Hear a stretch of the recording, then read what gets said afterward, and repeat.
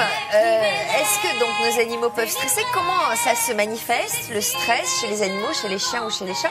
Et est-ce qu'ils sont sensibles au stress de leur maître? Est-ce qu'on peut leur transmettre du stress? Eh bien oui, le stress, c'est quelque chose qui se transmet. Il y a des ambiances de stress. Et il faut savoir que le stress, d'abord, c'est une réaction physiologique normale. Être stressé, c'est normal lorsque, dans notre environnement, on a des changements qui se produisent. Par exemple, vous sortez avec des amis, vous entendez des bruits de pétards. C'est un stress. L'environnement change, c'est un stress. Ne secouez pas en parlant, là, le pauvre.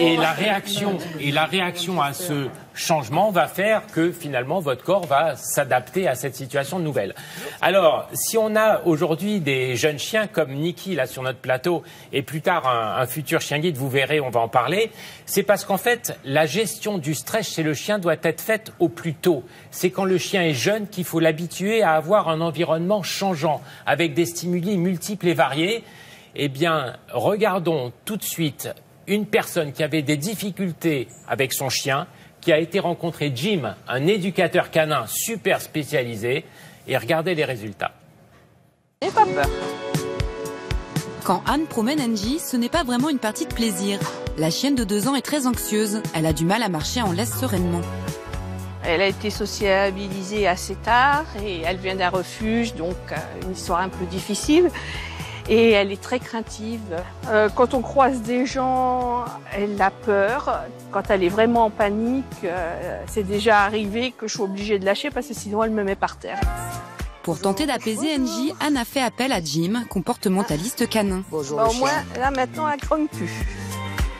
Le stress chez le chien peut avoir plusieurs origines. D'abord parce qu'on adopte un chien. On ignore son passif, son passé, on ne sait pas ce qu'il a vécu auparavant. Un abandon, un chenil, un stress, une maltraitance, bien sûr. Une absence d'éducation canine.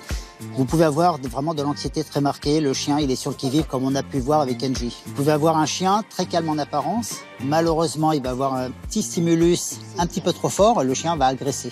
Donc vous voyez que les causes sont très multiples. Le point commun de tout ça, c'est arriver à stabiliser mentalement le chien en lui apportant des repères bien stables au quotidien. Angie doit trouver ses repères pour être rassurée. Jim propose des exercices pratiques. Vous voyez que le stress engendre chez le chien une tension émotionnelle qui la fait bouger. Elle active ses pattes, elle n'a pas envie de le faire. Elle ne peut pas vous capter à ce moment-là puisqu'elle va être attentive sur le monde extérieur. Alors le travail va se baser sur le fait d'établir une très bonne connexion qui va améliorer la relation entre Anne, la maîtresse, et le chien. Ça se passe avant tout sur la gestion des déplacements. Le déplacement, c'est le code canin le plus marqué. Et je vais la faire bouger. Vous voyez, j'ai bougé, elle a bougé. Le premier environnement doit être le maître et non pas l'environnement matériel. Et vous voyez que la laisse se détend, donc le chien se détend. Et vous voyez, je ne tire pas sur la laisse. La laisse est un outil de communication et non de contrainte. Voilà, c'est bien ma belle, très bien. Autre exercice, emmener Angie à la rencontre d'un autre chien, source de stress potentiel. Il n'y a plus de stress. Et on travaille sur un facteur, sur un stress positif. Voilà, vous voyez? Angie, on y va?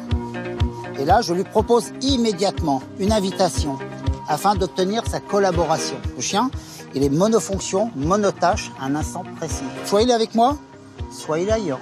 Il ne peut pas faire les deux en même temps.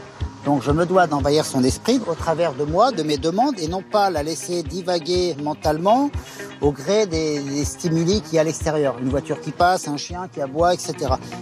Lorsque la relation sera suffisamment établie, bien construite, appliquée et comprise par le chien, il n'y aura plus besoin de dire quoi que ce soit.